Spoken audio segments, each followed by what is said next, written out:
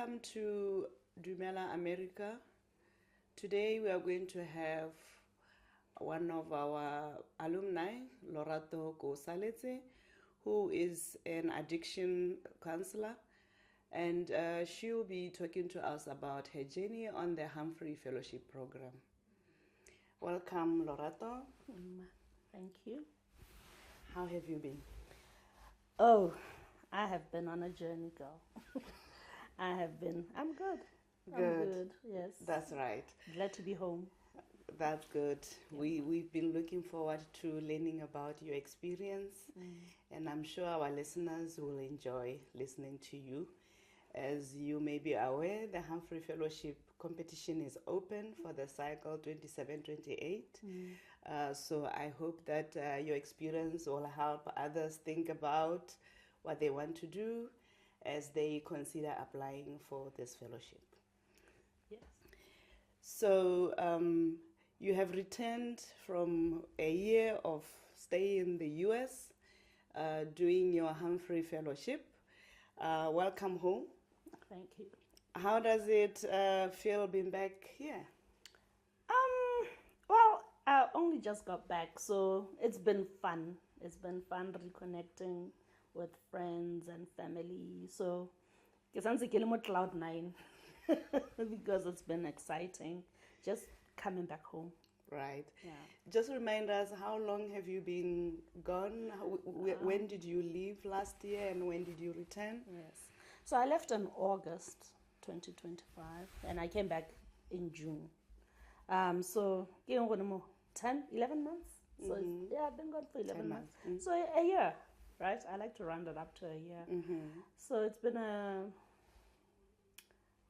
going from summer to winter from spring to it's okay.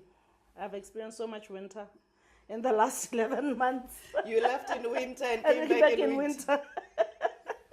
For our listeners who may be hearing about the Humphrey Fellowship for the first time, how would you like to describe the program using your own words? Yeah, I would say to anyone who has at least 5 years work experience in that job, I would say do this program because it's a leadership program.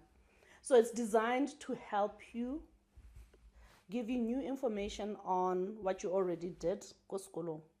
So it enhances your knowledge, but it also gives you new skills and new knowledge in as far as leadership is concerned. So I that's what I love about it. It was fabulous, and I would just say, look, it's a great adventure. It really is. It opens your mind to so many different things. It exposes you to levels of governance that you may not necessarily have access to. I mean, certainly to be exposed to that level of governance in the USA, right? Botswana, you might be exposed to a similar level, but then it gives you access to the USA and really to the broader globe, because in my cohort there were 9 of us. So I got to meet people from 8 other different countries who are influential in their own countries. So that's the other level of it that I think, if you're thinking about it, think of it like that as well. That it's not just exposure to America; it's also exposure to the broader world. You've partly answered my question that I wanted to ask now, where you distinguish to someone who doesn't understand the Hubert Humphrey Fellowship Program from a graduate degree program. How would you, in brief, distinguish the two? So this is, they use the words non-award, right? Which means what a certificate, this is a credit, if you will, right? But as part of the program, you do attend courses because it is, again, it's about enhancing your technical skills. So, you'll have a class. So each university is different. just talking to the other fellows and other universities on other campuses made me realize what is different. So there are some campuses actually that do provide a more substantive credit. But again, it's a lot of work. But my university didn't do that. It was a little bit different. So it stuck to the set terms of the fellowship as it is, that it is about enhancing, giving new knowledge, enhancing your technical skills, as well as then exposing you to American culture and really focused on leadership. So it was done in a way that there were seminars. So we had seminar twice a week, and then you could do one additional course. They're based on university campuses, so you have to be enrolled to be a student in the university. So, but that one is up to you, or what courses you're going to do. But you have to be very, it's exciting. I won't lie. It's really exciting, but you have to be conscious and be clear and focused as to how is it going to benefit me? How am I going to use it? Don't just do a course to enroll. Because every course is beneficial, but just also be clear about your own goals. So that's the beautiful thing about this program. Even as an applicant, even as you're applying for it, be clear about what you want to do and what you want to achieve by the end of the program. And then if you are clear on that, the program will definitely not disappoint. It will give you those things. And the practical experience, did you get that exposure? Oh yeah. Went to so many. So part of the program actually is something called a professional affiliation, which internship essentially. So you actually get to visit an organization that does what you want to improve on, and you work with them for at least a month. Actually 3 months. Usually 3 months. For most of us, it's 3 months. So you work with them, you get to learn and give your input, but also you also get to visit other service providers who are in line with what you're doing. So you can actually go and talk to, like, for me in addiction, like I visited quite a few rehab centers to see how they run, how they operate. So you get exposure to that, to see, well, what are they doing that is different to what we do, to what I did at Bosasnet, or what is it that we do at Bosasnet that I could teach them, So you get the opportunity to do that as well. Okay, now we're going back to when you started the journey. Before you left, what did you expect the year to look like, both professionally and personally? Personally, I wanted it to be fun. Look, my expectations were that, I would get to go to conferences. That's the one thing I really wanted. There are a lot of conferences in my field that happen in the USA, right, that I would not normally have access to, obviously. But I expected to actually then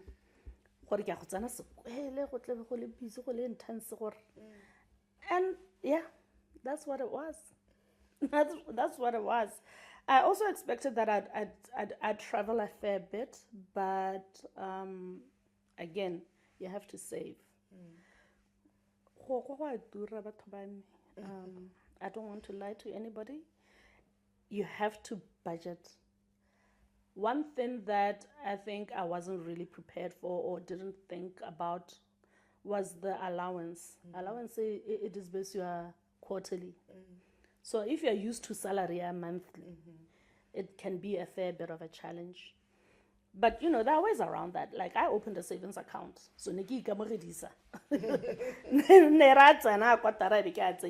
savings account so that this month, this month, otherwise it's just it's money in your account, and now money must be used.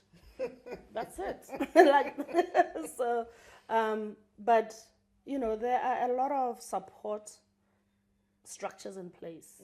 There's we have friendship families, volunteers, the university also just does a lot of support. They have a lot of structures. So it's not like it's not like the expenses, everything is out of pocket. Like all these site visits, you get to visit, tour. Like, I mean, we went to New York, had a very good time. So, things like that. Like, it's possible. Just also, though, be mindful for you're managing your own money. You're managing your own money. And make friends, guys. Make friends with each other, with your cohort. Make friends in the university. And that will help you actually travel. Because a lot of people were doing that. A lot of people were able to see a lot of states because then they got together. Hello, combine madi. It's cheaper than flight. They can for sharing. Yeah. What did you hope to bring back to Botswana? My field, especially addiction, stemmed in America. Psychology, law, and hella general. We know it from the American space. So it's exciting to go to I get. So my expectations were just that to see and learn. See if what I'm doing is what they're doing. And see how far off the mark I am. Yeah, we grade, if you will, and grade my organization. And I'm pleased to say we are doing very, very well. I mean, when you do evidence-based practice, we write evidence-based, so the things are pretty clear. Yeah. But, I had also wanted to expose myself, to grow. I have more than 15 years, almost 20 years, really, experience in addiction counseling, right? But it has been in treatment focused. So when I applied, my objective was to learn more about prevention and policy, because I get prevention is better than cure. So yeah, so I did that, and even my professional affiliation was in prevention. So a couple of programs that I think would really, really work well in Botswana. And it was great to be able to make those relationships, those connections, because then there are people that ready to implement. I know I can tap back into that resource. So, the thing is, the world, people are ready and happy and eager to help. So, was there anything about the program or about life in the US that you felt unprepared for? Yes. You tried to warn me. Thank you. Oh my gosh. I was so unprepared for the text thing. So let me tell you the text thing, guys. The price you see on the shelf is not the price we pay at the till. Americans want you to know where the tax is, what you are being taxed on, and what you are being taxed for. So it only comes up when you are at the till. Right? So that was sort of off-putting a bit. But generally, as far as the culture is concerned, it's more American TV. We saw there isn't that much of a culture shock. There wasn't that much of a culture shock for me, honestly, because all the things that I saw on TV. Remind us which part of the US you were. Oh, I was in Richmond, Virginia. Okay. So about 2.5 hours away from Washington, D.C. Okay, now we get into your professional experience. Please just walk us through your academic experience, what you studied, how it connects to your work in addiction psychology. Yeah. So, like I said, I had set out to improve on my knowledge on prevention and policy. So I did a course that on substance and drug abuse. Yeah. But my course was not actually on addiction, because I felt like right? There's no shame in owning what you know, right? So I felt like I'm not gonna do any of the courses that are related to addiction specifically for as far as knowledge of what treatment looks like, because I know that I teach that. I teach other people how to do that, right? But what I didn't have a lot of experience with was with the policy end of the spectrum. And so I did a course that was just looking at that was teaching me about the socio-ecological status that people with substance use, or just public health, really. So my focus was a little bit more on public health, like expanding my viewpoint towards public health and addressing addiction as a public health issue. Instead of just treating the people who have substance use disorders. So it was fabulous. I learned a lot. It really opened my mind up, and it really made me change the way I look at the work I do. You talked about your professional affiliation earlier, your work attachment with U.S. organizations. Can you tell us where you did yours and what you experienced, what you learned from that? So I did mine with the Virginia for Healthy Youth, Foundation for Healthy Youth. It's an organization that just really focuses on young people, especially in school. And they do a variety of things, looking at diet, addressing diabetes, lifestyle disorders, but also substance use. So I was obviously attached to the substance use part of it. And they do prevention. So that's why I was really excited. That's why I learned about the different prevention programs that are available, that are ready to use in schools. I did that for 3 months, essentially. I now think of addiction in a public health spectrum, right? So how do we... Now I'm more focused on prevention. So I'm now very interested in delving more into prevention. Like, what are the prevention strategies that we can adapt for Botswana? If you're talking to students, because Banaba Skolo know a lot, they will tell you where the drug houses are. They know. So that's why I never walk that way. So already they grow up knowing how to navigate around that. So if you know how to get away from it, if you are piqued or curious about it, you also know where to go. And that's why we need community interventions, so that we can say as a community, uproot them from our communities, make it very difficult for them to have a business within our communities. And I think the challenge we have here is that we want government to do something, but we are government. You know what I mean? Like, we want somebody to come and tell us what to do when we know better what works for us. I always tell people, like, you are the ones. You are not straighteners. You are not sabating that pothole, right? So do something about it. Beyond the professional side, what was the daily life in America like for you? What stood out about the American culture and society? You obviously didn't just do the hard stuff. You also had some fun. Hey, we had fun. I think, look, you have to curate your fun, all right? Like I said, but I enjoyed just outside of the fellowship, I could get on a train and go and see a different part of the country, right? Like that. But you have to plan in advance. The earlier you plan, the cheaper your travels. I learned that the hard way. But I also just enjoyed making new friends, connecting to people. Like right now, in countries that I've never been to, right? And so that gives me an incentive to actually now go and visit those countries. I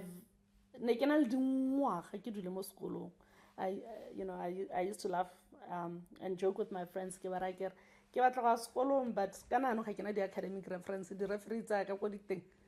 I'm sure They're 6 feet under. It's been so long. They were old when I was a student. But now I have that. Now I have academic references. You know what I mean? But it was really, really a fun experience. I'm also fortunate that I also have family in the US. So I was able to catch up with my cousins, see them a lot. So that was a blessing. And so, yeah. Guys, apply. Make the application the best you can. I know that typically Botswana we send one person. This year, Romelabali 3. Apply, guys. Back on your CVs. If you've ever wondered about the Humphrey Fellowship, if you've ever been curious about it, now's the time to actually get into it. Focus on that application. It's a lot of work. Trust me, I know. I did it.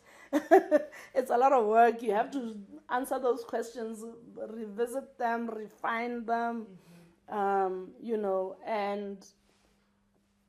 but take that time. Put in that work because it is worth it. It really is. You're competing against so many other countries. Next year, Botswana romela 2 people. It can be done. It can be done. Let's go, guys. How am I to be the only Botswana?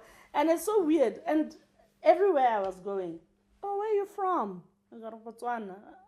Oh, wow. I've never met anyone from there.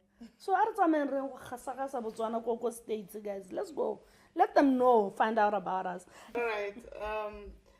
So we are here now.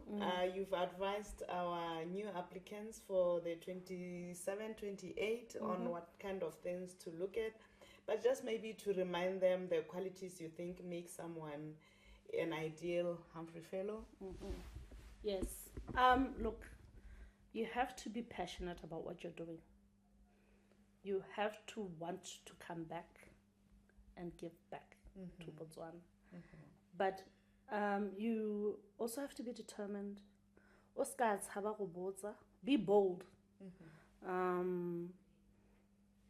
Even if it needs, if it feels like, you know what I mean? Don't be afraid to ask. The one thing I know for sure is that help is available. So don't be afraid to ask for help. Somebody will help you. Even if it's not the first person or the third person that you ask, somebody will help you. So, be excited to learn. Be excited to develop. One tip. Botswana made things. Little things, flags, little things that you can gift.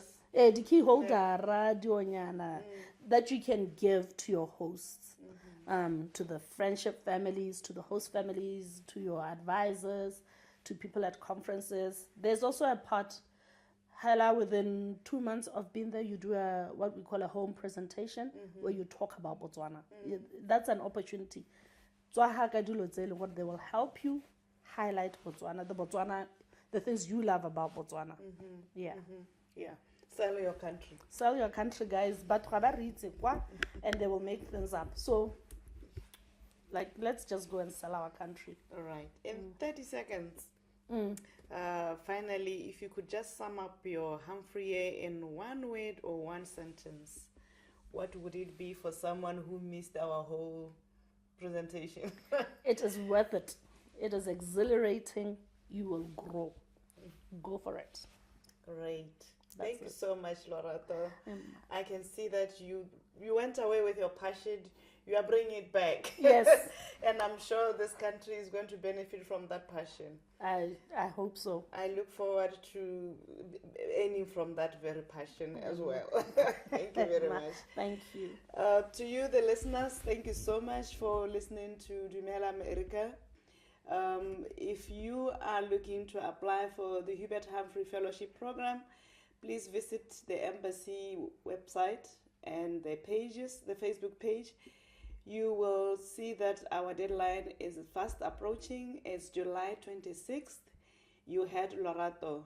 Do not wait until the 24th or the 25th or 5 minutes before the close. Because there's a lot of work to do. You need to work around your plan, understand what you want to do, keep going back to application and refine it to the perfect way that you want it to look like. Enjoy, and we look forward to reading your applications. Thank you. See you when you come back from America.